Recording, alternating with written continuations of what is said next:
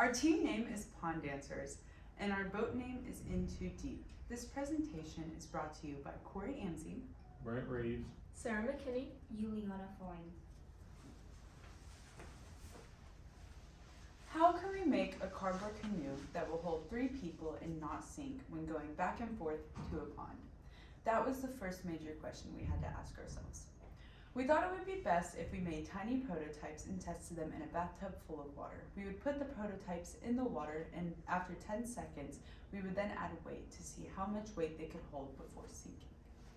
The best materials were hard to find, but we got some of the thickest cardboard we could find and some really good duct tape. We had to find time to where everyone was available to meet and work on this project. We determined that Thursdays were the best days. We had a lot of challenges when working on this project together.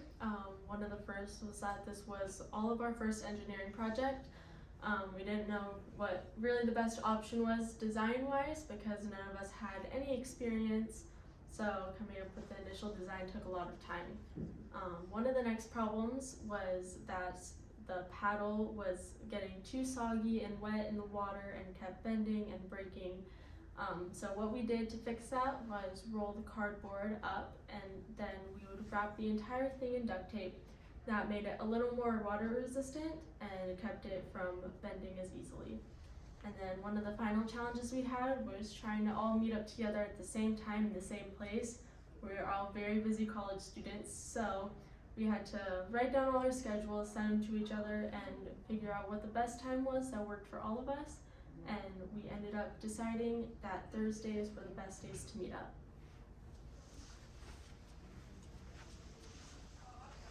Our goal is to make and design a cardboard canoe that will hold 3 people without sinking or going from one end to the pond to the other and back. This was the agenda for this project. We are very nervous and very excited to see how we will do on this competition.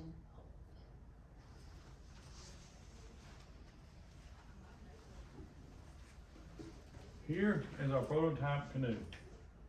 This is just a smaller version of our actual one. Our actual one is going to be 9 feet long, 40 inches wide, and 28 inches tall. We based the calculations off of this. This was just built on a smaller scale of the exact same thing. We tested this in my pool and put a little weight in it to see if it was stable, and this design seemed to be the best and not wanting to tip over, and it was going to be able to slide from one end and go from the other end and not take on water or anything. And this is what we came up with. So here is a picture of our design. This is the bottom, 9 feet long, and these will be the sides. We're going to cut these and just fold them up, and we'll only have 4 seams that are taped, so that way we have less areas for it to leak, which I think we thought would be the best way. This is our elevation plan, and here is our isometric drawing.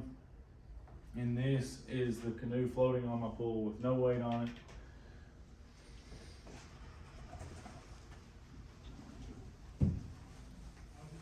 So one thing that I learned when working on this project is that communication is very important when you're working with a lot of people. And this will help me in future jobs and future projects that I'm working on in a group or with other people, and it will help me develop better communication skills. One thing I learned was how to make a presentation and all the technicalities that go into it. This will help me in future jobs and when presenting to clients. One thing I learned was drawing designs. I've never really drawn a whole lot of designs, but this I had to draw all the designs up. This will help me in future jobs or anything that I'm doing, really, if I'm building anything or using that for anything. I learned that by testing the product and improving each time, we were able to make improvements overall to build a better design.